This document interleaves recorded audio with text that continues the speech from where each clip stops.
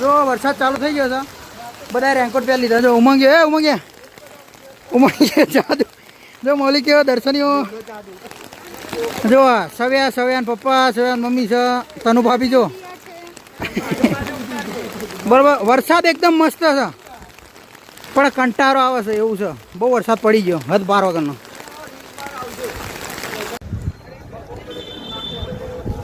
તો વાતાવરણ તમે જોયું એકદમ ઝીરો વિઝિબિલિટી. જો અંદાજે તમારા રોડ ઉપર બધા એવા હેડે ને જેમ પેલા તમે સ્વર્ગમાં આવી ગયા હોય ને એવું લાગે. ચારે બાજુ ધુમ્મસ જ છે, આમ તે ને આમ તે.